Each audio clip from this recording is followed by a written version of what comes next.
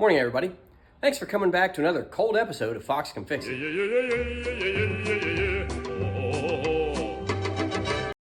I've still got a giant mess behind me, and that means that I've been working hard on that Jeep and just haven't had time or energy to clean these tools up. I'll get to that later, but it's not worth watching. What is worth watching is something that used to be sitting right here.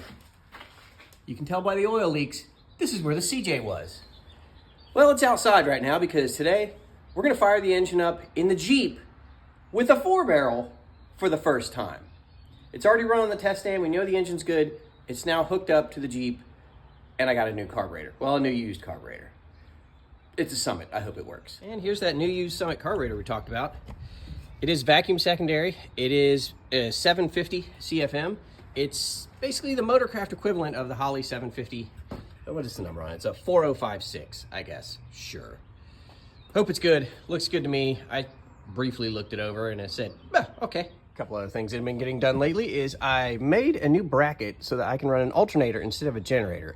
And first thing I did was I slotted the long hole on the alternator so I could put half that generator bracket up through it as a mounting point. And after that, with some scrap metal I had sitting around, I kind of welded myself up the bracket that you could buy from many companies for many monies. This was free.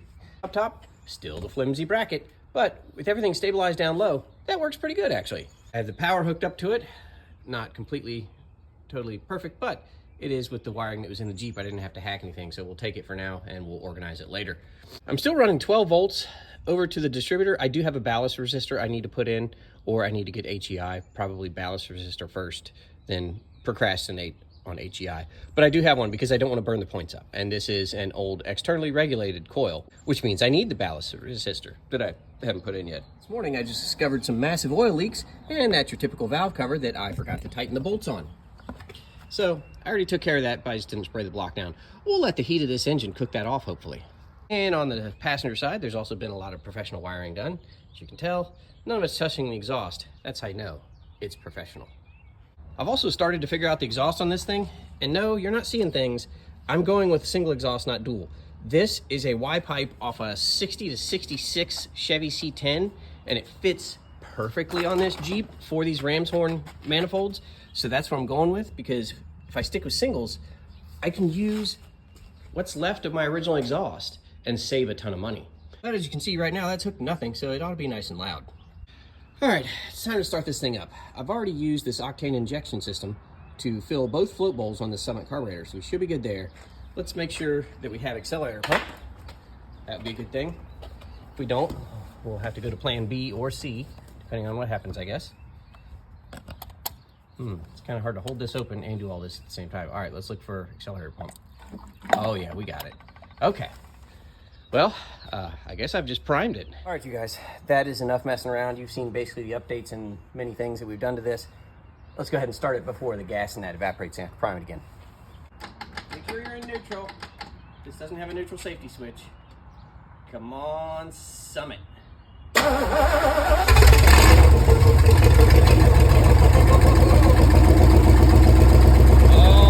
it's running. Sounds good too.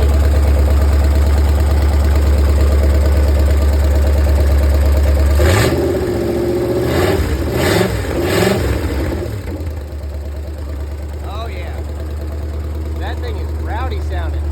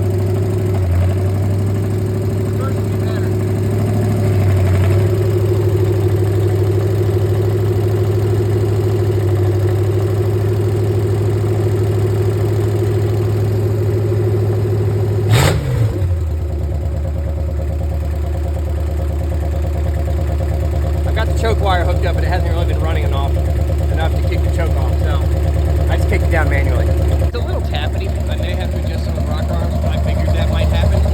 I don't see any big oil leaks under it right now, so I believe that one was there before I figured out the valve cover gasket. So I believe the valve cover gaskets are now tight. It's good. Let's check the oil pressure. 40 pounds at idle. That's not too bad, especially since it's not a professional rebuild, it's a DIY rebuild. I'll take that. So, there we go. Woo! This thing sounds good. I'm gonna do that again, hold on.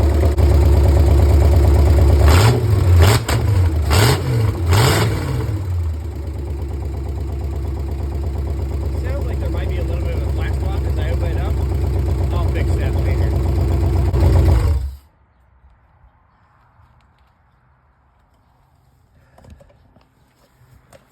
Woo! That is a huge relief to have that thing run that well and sound that good and have good oil pressure. And I didn't see if it was charging. Nah, who cares?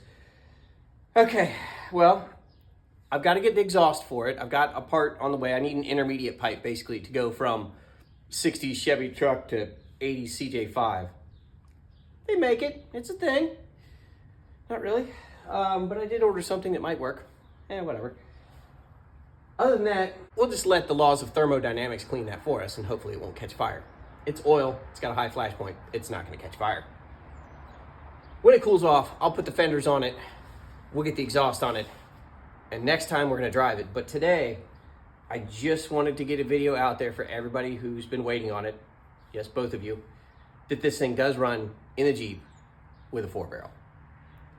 All right, everybody, I've got a huge mess to clean up. I've got a lot of tools to put away, and I've got some parts to wait on. With that said, thanks for watching, and I'll see you next time.